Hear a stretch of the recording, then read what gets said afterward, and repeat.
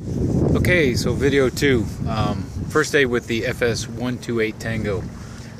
Just posted one first video, just the setup. Like most guys, I couldn't wait to get out here and give it a shot. So here I am, beautiful day in American Lake, DuPont, Washington, Tacoma, Washington. A little bit windy, you can see a little bit of chop on the waves, but the sun's out. It's actually about the third or fourth day that we've had this kind of weather, so it's kind of amazing for Washington. So just a couple lessons learned. Now you can see I have the poles.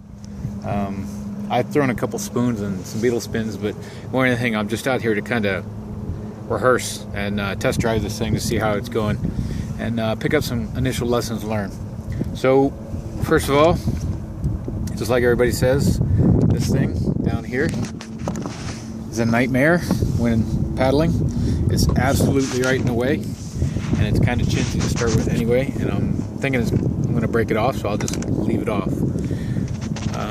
Switch the picture here. The front poles, as you can see, it's a little windy. I'm not going to stand up out here, but fully leaning forward, that's about as far as I can get out of the seat right there. So a little bit difficult to get those front poles when they're in there. I have done some initial tests with standing up in the boat. It's a little choppy, a lot of boats out here, caught some waves, so I quickly sat back down.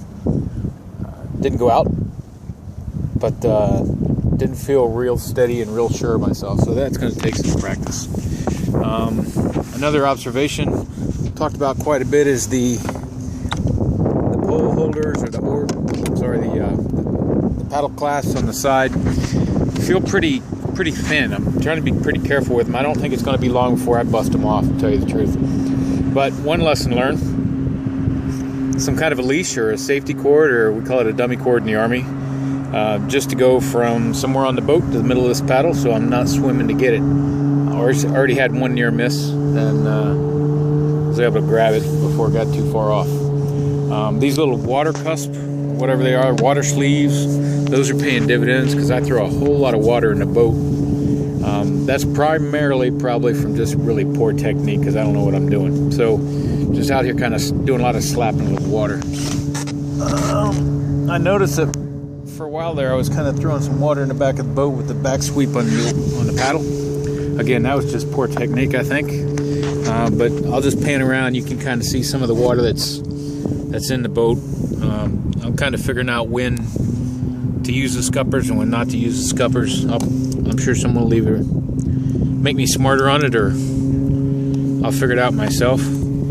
Not a whole lot of water down the bottom, only when I open it up, so the gaskets seem to be doing okay. That's manageable, I think. I heard some folks were posting 1 gallon to 3 gallons for being out for an hour. I've been out a little over an hour and 15 minutes. I've taken quite a few wakes from some of these boats, some coming up over the bow, and it's really not too bad. Other than that, that's it for this trip. I'll post more lessons learned as I get them, and maybe see y'all out on the water.